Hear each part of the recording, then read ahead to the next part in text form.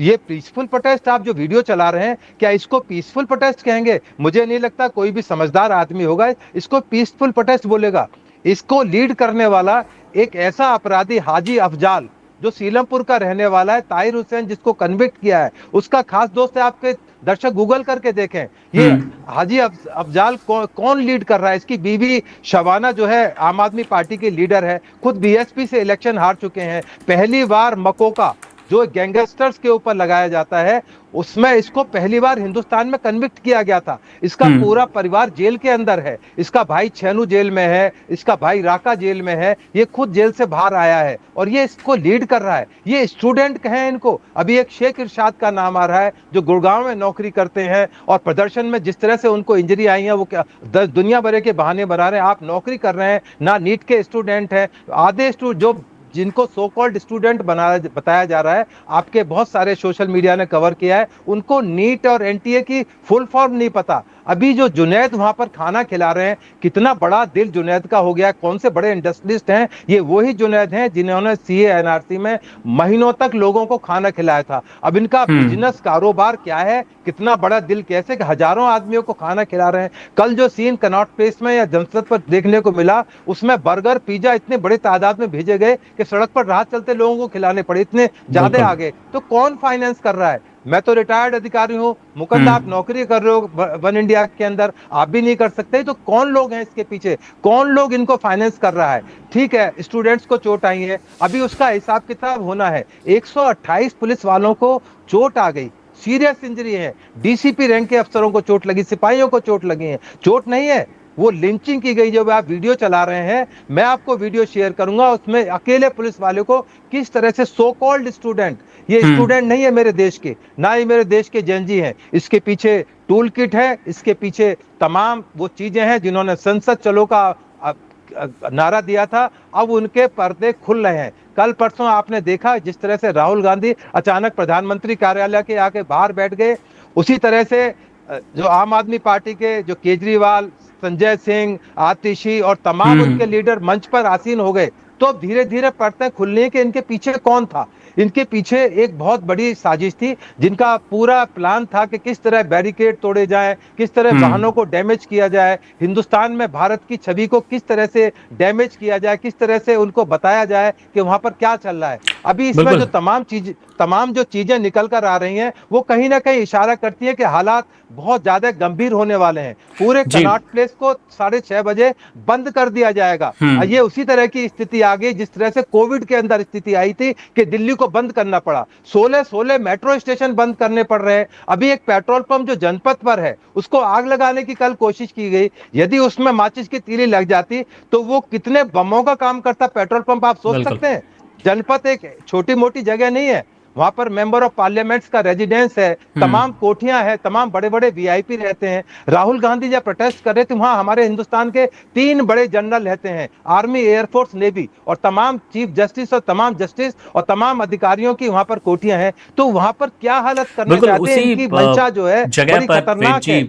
शिवन जी भी मौजूद हैं, आपके पास अगले सवाल के लिए आएंगे। शिवन सर से भी समझ लेते हैं। सर, देर रात जिस तरह की झड़प हमने देखी पुलिसकर्मियों और एक बार फिर सीजेपी प्रोटेस्टर्स के बीच, अभी मौजूदा हालात क्या हैं? वो विस्फोटक अपडेट क्या है इस प्रोटेस्ट को लेकर, जिसको लेकर आप कह सकते हैं कि सीजेपी समर्थक आगे बढ़ें या फिर पुलिस को अपनी आगे की कार्रवाई पर ध्यान देना चाहिए? देखिए मुकुंद, मैं अभी उसी जगह से आ रहा हूँ, हालांकि सभी जगह पर इंटरनेट बंद है। मैं काफी दूर, लगभग 3 किलोमीटर दूर आकर के खड़ा हुआ हूँ ताकि मैं इस लाइव पे दिखा सकूं। लेकिन मैंने वहां लोगों से बात की। प्रोटेस्ट तो 20 तारीख से बल्कि 6 तारीख से कवर कर रहा हूँ, और उसमें अब जो बदलाव काफी हद तक आ चुका है। अभी भी जब मैं वहां तो हम लोग अचानक किसी प्रोटेस्टर से बात कर रहे थे, उसकी बातें समझने की कोशिश कर रहे थे, क्यों आया है, क्या है, तमाम चीजें हैं। लेकिन अचानक भगदड़ मस्ती, हम भी नहीं समझ पाते किधर, हमें भी अपना कैमरा लेकर सेफ जगह पर जाना होता है। फिर हम देखते हैं कुछ लोग हाथ में कुर्सी लिए, डंडा लिए आ जाते हैं। मैंने जानकारी की ये कौन लोग हैं, वो मुझे वो छात्र तो नहीं लग रहे थे। ऐसा लग रहा था कि पड़ोस की कोई कॉलोनी है, उससे कोई लोग आ गए हैं अचानक दिन में। तो ये कुछ लोग ऐसे हैं जो अलग से आ रहे हैं, और वो क्यों आ रहे हैं, ये उनकी मानसिकता क्या, उसके पीछे रास्ता क्या चीज है। फिर मेरी वहां पर एक निहंग जो नीली ड्रेस में होते हैं, मैंने वो वीडियो भी आपको शेयर करूंगा, क्योंकि नेट नहीं है तो वो कर नहीं पाया। उनसे मेरी बात हुई तो उन्होंने कहा कि ये झड़प जो हुई थी रात में कैसे, मैंने पूछा कैसे हो गई थी, क्या हुआ था। वो निहंग इस समय पुलिस और जो प्रोटेस्टर्स है उसके बीच में इस तरह की एक रास्ता बनाए हुए हैं कि ये लोग आगे ना बढ़े, उन्हें बैठा रहे हैं जमीन पे कि आप जो है आक्रोशित मत होइए, इसकी पुलिस अलग है, ये सब उनके बीच में एक तरह का ब्रिज का काम कर रहे हैं। उनसे मैंने पूछा आप इस तरह से कर तो रहे कि रात ये हो गया था, उनका कहता रात में कुछ शराबी लोग आ गए, तो उन्होंने स्पष्ट रूप से हमारे कैमरे पर कहा है। उसके बाद उन्होंने यहाँ पर इस तरह से पुलिस से झड़प की, फिर बात बढ़ गई और फिर जब दोनों तरफ से होती तो वो चीज हो गई। अब ऐसा कुछ नहीं है, सब शांत है। जो असली प्रोटेस्टर्स हैं वो ऐसा कुछ नहीं कर रहे हैं, उनका ये कहना था। तो कुल मिला के मुकुंद जो बात है कि इसमें कुछ लोग ऐसे तो हैं इधर उधर के जो इस प्रोटेस्ट के जरिए अपना कोई एजेंडा सेट करना चाह रहा है, उसका निशाना बन रहा है फिर बाद में छात्र और पुलिस दोनों के बीच में। क्योंकि पुलिस को भी ये पहचान करना बेहद मुश्किल हो रहा है कि कौन क्या है। अगर उससे कोई झड़प करेगा तो उसे जवाब देना होता है, लेकिन वास्तव में जो प्रोटेस्टर्स बैठे उनके हाथ में कोई लाठी नहीं है, डंडा नहीं है, वो भी चोट खा रहे हैं। तो सवाल ये है कि आखिर ये तलाशना तो पड़ेगा कि जो लोग प्रोटेस्ट कर रहे हैं उनसे अलग में कौन लोग आ रहे हैं, और फिर दूसरी बात है कि जो लोग प्रोटेस्ट करवा रहे हैं उनको भी यहाँ पर थोड़ा सा ध्यान देना पड़ेगा कि कई ऐसे छात्र हैं जो चोट खाए हैं पुलिस की, और ये धीरे धीरे तनाव दोनों के बीच में बढ़ता जाएगा। गिरफ्तारियों को लेकर हिरासत की खबरों को लेकर कोई अपडेट शिवेन जी, क्योंकि देर रात जैसी झड़प हुई? हिरासत में लगातार लोग लिए गए हैं, लेकिन कल जिस तरह से अरविंद केजरीवाल पहुंचे थे पुलिस के पास और कह रहे थे, उन्होंने ऐलान किया था कि चिंता मत। अब ये जो बयान होता है, ये बयान प्रोटेस्टर्स में या उनके साथ के लोगों को बड़ा अजीब तरह का एक तरीका सा उन्हें उत्साह लाता है या उन्हें निरंकुश बनाता है कि आप चिंता मत करिए, मुकदमों का सबसे बड़े से बड़ा वकील कर दूंगा। जबकि अभिजीत ने मंच से कभी ऐसी बात नहीं कही। अभिजीत ने पहले दिन से कहा कि हम शांति प्रिय तरीके, उसने ये तक कहा कि हाथ में संविधान लो, गांधी जी की तस्वीर लो या अम्बेडकर की तस्वीर लो, इस तरह से चलो। लेकिन यहाँ पर जो लोग राजनीति कर रहे हैं, मुझे तो कई बार ये जो आपने पूछा क्या होता है, मुझे कई बार लगता है जो शांति प्रिय प्रोटेस्ट है वो बहुत से लोगों के फायदे का नहीं होता है। क्योंकि जब तक उस प्रोटेस्ट में कुछ ऐसा ना हो कि अगर छात्रों को चोट ना लगे, हिंसा ना हो, उनका मौत हो, तभी राजनीतिक रोटियां बेहतर सिकती हैं। तो ये स्थिति भी कुछ राजनीतिक दलों का ऐसा हो सकता है। लेकिन वहां जो लोग हैं उनकी सिर्फ एक मांग है कि धर्मेंद्र प्रधान का इस्तीफा दो।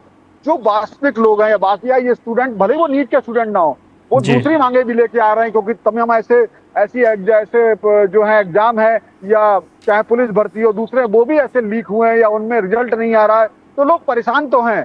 तो उनका मुद्दा भी हिंसा की वजह से वो मेन मुद्दे से मामला भटक रहा है। जय शिवेन जी, आपके पास लौटेंगे, समझेंगे कि आगे भविष्य क्या होगा इस प्रदर्शन का।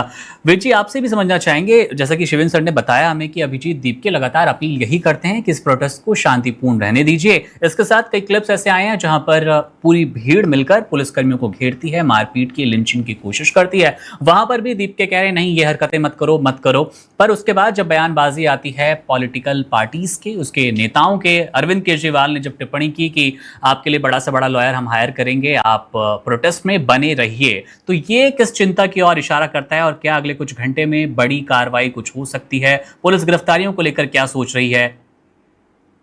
देखिए, दीपिके जो है, अभिजीत दीपिके, वो अमेरिका से आए हैं और उनका एक साथी जर्मन से ये प्रोटेस्ट चला रहे हैं जिनका नाम राठी है।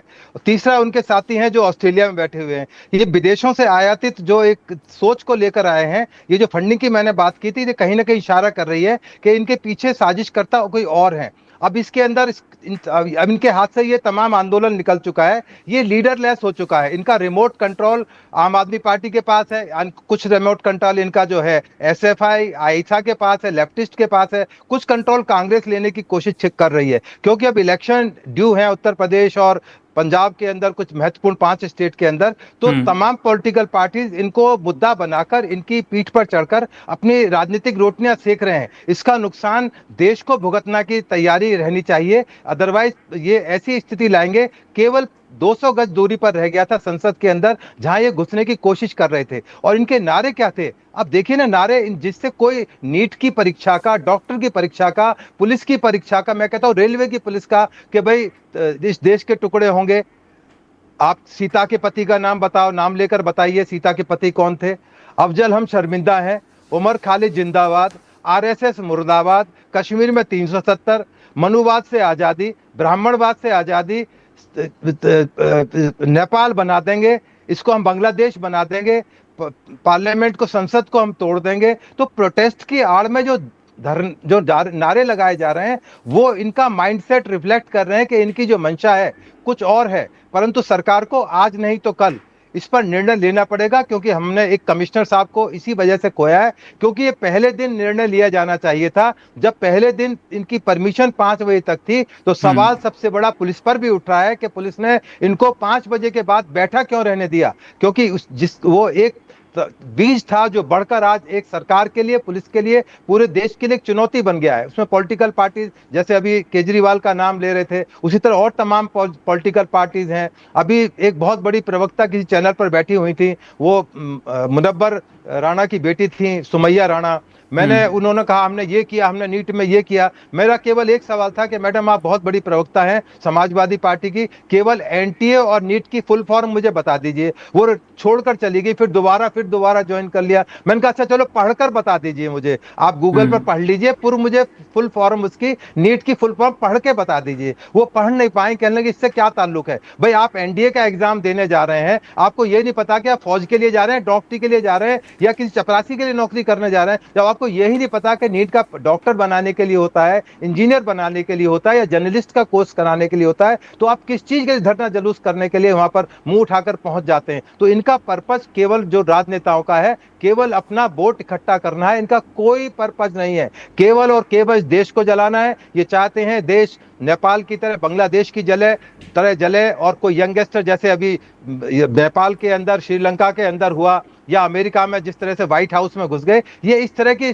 पिक्चर चाहते हैं। क्योंकि अभिजीत दीपके तो अमेरिका से आए, अमेरिका के अंदर व्हाइट हाउस में किस तरह से हजारों की तादाद में लोग घुस गए। परंतु आप एक चीज का ध्यान रखना, मुकुंद, मैं आपके चैनल के माध्यम से दीपके एंड कंपनी को बता रहा हूं, जो दीपके ने, इनका दीपक बुझने वाला है बहुत जल्दी, क्योंकि ये लगभग 50,000 फेस आइडेंटिफिकेशन कर लिए गए हैं। जब भी तो चूंकि मामला गर्मा रहा है, बाद में जब अरेस्ट होंगी तब आप देखना कि इसमें हजारों की तादाद में, अभी आप अरेस्ट की बात कर रहे थे ना, तो अभी शायद अभी और इंतजार करने पड़ेगा जब ये मामला अदालत से, या इस देश की पुलिस या इस देश की अदालतें तय करेंगी, संसद तय करेगी, तो तब उसके बाद जब इन्वेस्टिगेशन होगी, तो जिस तरह से अमेरिका में आज तक उस केस की इन्वेस्टिगेशन की जा रही है, 5,000 से आदमी ज्यादा प्रोसिक्यूट हो चुके हैं उस केस के अंदर। इसमें आप देखिएगा, मैं गारंटी दे रहा हूं कम से कम 10,000 आदमियों को प्रोसिक्यूशन होना, क्योंकि धारा 163 बीएनएसएस लगी हुई है, उसके अंदर क्लियर प्रोविजन है कि 5 से ज्यादा आदमी आप इकट्ठे होकर इस नई दिल्ली के एरिया में डिमॉन्स्ट्रेशन प्रोटेस्ट नहीं कर सकते हैं। यदि ऐसे आप पाए जाएंगे तो आप इलीगल तौर पर वहां पर स्टैंड कर रहे हैं। अब देख लीजिए दीपके कहां खड़े होंगे, और तमाम जितने भी 10,000 प्रोटेस्टर जो सो कॉल्ड स्टूडेंट हैं, हालांकि स्टूडेंट, मैं इनको स्टूडेंट नहीं मानता, मेरे देश के जैन जी नहीं है, मेरे देश के स्टूडेंट जो डॉक्टरी की तैयारी करते हैं, एक तपस्या है ये। डॉक्टरी की तैयारी एक पूजा की तरह होती है। 24 घंटे में 18 घंटे पढ़ना होता है नीट के स्टूडेंट को। अगर खत्म करना है तो सीजेपी की तो मांगों में ही सर एक शर्त ये भी है कि जो एफआईआर हुई है, मुकदमे हुए हैं, उसको हटाइए, तभी हम इस प्रोटेस्ट को शांतिपूर्ण आगे रखेंगे या फिर खत्म भी करेंगे। 3 मांगे थी, जिसमें धर्मेंद्र प्रधान का इस्तीफा, 1 करोड़ का मुआवजा उन बच्चों के लिए जिन्होंने सुसाइड किया, और उसके बाद तीसरी मांग में तो यही थी कि एफआईआर आप हटा लीजिए, जो भी हमारे प्रोटेस्टर्स थे, जो भी मुकदमे थे, और अगर और एफआईआर हो जाती है और गिरफ्तारियां हो जाती है तो ये हिंसा का दौर तो सर थमता नजर आएगा नहीं कभी। मैं फिर दोबारा बता रहा हूं, ये केवल आधा घंटे का काम है। पुलिस और आर्मी तमाम हमारे पास मौजूद हैं, जो हम पाकिस्तान से लड़ सकते हैं, दूसरे कंट्रीज। ये तो हमारे बच्चे हैं, ये तो सरकार का धैर्य और पुलिस की प्रशंसा की जानी चाहिए कि हमारे 128 आदमी वहां पर इंजर्ड हुए हैं, सीरियस इंजरी हुई है। सरकार ने जिस दिन मन मना लिया पुलिस ने, मैं गारंटी दे रहा हूं, आप लिख लीजिए डेट एंड टाइम। मैं वैसे ब्राह्मण भी हूं और पुलिस का रिटायर्ड अधिकारी भी हूं। आप आधे घंटे बाद वहां पर एक आदमी नहीं मिलेगा, डंडे के आगे भूत भी नाचता है। तो जहां तक मांग की बात है, आप मांग कर रहे हैं, आप सरकार बदल दे, हमें कोई प्रॉब्लम नहीं है। परंतु आप कल को आप डिफेंस मिनिस्टर का इस्तीफा मांगेंगे, कल को होम मिनिस्टर का इस्तीफा मांगेंगे, या तो इस्तीफा दे दो, नहीं तो हम सरकार नहीं चलने देंगे। तो इस तरह से ना सरकार चलती ना देश चलता। तो हिसाब किताब होगा, जो आपकी जायज मांगे हैं। अब 1-1 करोड़ रुपए, कोई बच्चा हार्ट अटैक से मर गया हो तो क्या उसको 1 करोड़ रुपए उसके घर दे दिए जाए? किन परिस्थितियों में बच्चा मरा है, क्या केवल नीट में फेल होने की वजह से बना है, या उसकी वजह कुछ और थी? तो ये तमाम जो चीजें हैं, ये सड़क पर बैठकर डिसाइड नहीं होती। आप अदालत में आपके नुमाइंदे हैं, आपके तमाम पॉलिटिकल पार्टीज के नेता वहां चुनकर आए हुए हैं। संसद के अंदर संसद को चलने ना दें, संसद को मजबूर कर दें कि उनकी बात सुनी जाए, डिबेट करें। अब डिबेट के लिए टाइम दिया गया है तो डिबेट नहीं कर रहे, उस पर और मसले खड़े किए जा रहे हैं। तो पर्पज कहीं कुछ और है और निशाना कुछ और है, दिखाया कुछ और जा रहा है। तो आने वाले समय में जेपी नड्डा जी। कोशिश कर रहे हैं अब बातचीत की। ऐसा नहीं लगता कि सरकार ने देरी कर दी? 30 दिन तक आप इंतजार करते हैं, 20 तारीख को जब असली सीजेपी अपना रंग ढंग दिखाना शुरू करते हैं एक बड़ी संख्या में, जहां 2000 1500 लोग होते थे वो सीधे 20,000 और 50,000 हो जाते हैं। उसके बाद जेपी नड्डा से मुलाकात होती है, फिर जेपी नड्डा कहते हैं कि एक बार आप फिर आइए, मिलिए, आपकी मांगों पर बात करेंगे। तो क्या जिस धैर्य की आप बात कर रहे हैं, अचानक से सरकार को क्या फील हुआ, क्या लगना महसूस होना शुरू हो गया कि अब देर हो गई है, अब जल्दी से इसे समेट लें, वरना देश की सुरक्षा को लेकर या फिर सरकार की सुरक्षा को लेकर, सरकार की छवि पर अब घातक वार हो जाएगा? देखिए मुकुंद जी, दीपिके जो अपने कुकरमुत्तों को लेकर बैठे हुए थे, उनसे कोई डर नहीं था इस देश को, क्योंकि वो कुकरमुत्ते थे। केवल वो जो कॉकरोच को हमारे यहाँ तिलचट्टा बोलते हैं गांव के अंदर, तो वो तिलचट्टे थे जो लैट्रिन और गंदगी में रहते हैं। ये गंदगी वाले कीड़े थे, इनसे कोई डर नहीं था। डर उन छद्म लोगों से है जो जिनके नाम लिए आईसा, एसएफआई, तमाम जो संगठन, उसके अलावा आम आदमी पार्टी, जो आम आदमी पार्टी चुनकर ही कहते थे हम अराजकवादी हैं, हम एनार्किस्ट हैं केजरीवाल, वो केजरीवाल इस मंच पर चढ़ गए। तो एनार्किस्ट तो होना है। और इसका देखिए, पहले ये कहावत है कि वायलेंस मेटेड विद वायलेंस, हिंसा का जवाब हिंसा से दिया जा सकता है। जब ये इस तरह की हिंसा पर आएंगे तो इनको जवाब देने के लिए पुलिस के पास में पैलेट गन भी है, रियल गन भी है, तोप भी है, आर्मी एयरफोर्स सब कुछ है, वो समझ में आ जाएगा। पर पुलिस का और सरकार का और धैर्य एक किसी लिमिट तक एक रखने की क्षमता होती है। यदि ऐसे हालात होंगे, क्या आप सोच रहे हैं कि कल ये पार्लियामेंट में घुस जाते तो क्या ये सुरक्षित रह जाते? ऐसा नहीं था। वहां पर जो सीआईएसएफ या पैरामिलिट्री फोर्सेज हैं, उनको मैंडेट है, जब से वो पार्लियामेंट के अंदर घुसे थे, आपको याद है टेररिस्ट घुसे थे, ये मैंडेट है कि यदि जो भी अनऑथराइज पार्लियामेंट के अंदर जबरदस्ती घुसने की कोशिश करेगा उसको सीधे गोली मारी जाएगी। तो यदि ये घुस जाते और 100-200 स्टूडेंट, सो कॉल्ड स्टूडेंट मर जाते कल को, तो क्या हालत होती हिंदुस्तान की, क्या छवि पूरे दुनिया के अंदर जाती। तो सरकार की ये परीक्षा है। वहां पर डीजी सीआईएसएफ, दिल्ली पुलिस के कमिश्नर खुद संसद भवन के बाहर खड़े होकर कमांड संभाल रहे थे। ये अनप्रेसिडेंटेड चीज है, क्योंकि कमिश्नर को कभी इस तरह से सड़क पर उतरना नहीं पड़ता। परंतु अब हालात ऐसे हैं कि वहां पर कमिश्नर और तमाम चीजों पर एक एक मिनट, एक एक सेकंड की रिपोर्ट होम मिनिस्ट्री में, प्राइम मिनिस्टर हाउस में भेजी जा रही है। अब जो तमाम जो कनॉट प्लेस और मेट्रो स्टेशन बंद किए जा रहे हैं, इन्हीं चीजों को ध्यान रखकर किए जा रहे हैं कि कहीं स्थिति बद से बदतर ना हो जाए। तो मुझे उम्मीद है कि सरकार इस बारे में जरूर संज्ञान लेगी और तमाम जो चीजें हैं एड्रेस की जाएंगी और जरूर इसका कोई ना कोई परमानेंट सॉल्यूशन होगा। सॉल्यूशन निकला, आपने देखा किसान आंदोलन हुआ, कितना धूम धड़ाका, हमारे तिरंगे की बेइज्जती कर दी गई लाल किले पर चढ़कर। कुछ सरदार जो बिगड़े हुए सरदार थे, खालिस्तानी थे, उन्होंने हमारे तिरंगे की तौहीन की। अब 15 अगस्त नजदीक आ रही है, इनका इशारा यह भी हो सकता है कि 15 अगस्त तक इसको इसी तरह खींचते रहें, क्योंकि आपको याद होगा जब 26 जनवरी पर किसान आंदोलन हुआ था तो इन किसानों का उद्देश्य था कि 26 जनवरी की परेड को डिसरप्ट किया जाए। ये पुलिस की टैक्टफुलनेस से, आईटीओ से ये लाल किले की तरफ इनको डाइवर्ट कर दिया गया था। तो अभी थोड़ा और रुकने की जरूरत है। हम फिर दोबारा बैठकर डिबेट करेंगे, क्योंकि अभी इनकी जो मंशा है वो तो क्लियर हो चुकी है। अब सरकार जिस दिन इनको मंशा अपनी क्लियर कर देगी तो इन जो कुकरमुत्तों को शक्ल दिखाने के लिए जगह नहीं मिलेगी। ये अदालतों के चक्कर लगाएंगे, जेलों में बंद रहेंगे, बहुत लंबे समय तक जेल लेंगे और इनकी कन्विक्शन होगी, सजा होगी, क्योंकि तमाम डिजिटल एविडेंस बोल चिल्ला रहे हैं तमाम सोशल मीडिया के पास, आप जैसी मीडिया के पास, वो तमाम मीडिया के पास है। क्योंकि अब जो नया कानून आया है उसमें डिजिटल एविडेंस उतना ही प्राइमरी एविडेंस के रूप में काउंट किया जाएगा और वो माना जाएगा कि ये इस भीड़ का हिस्सा थे और वो मौजूद थे, उनके हाथ में पत्थर कासे थे,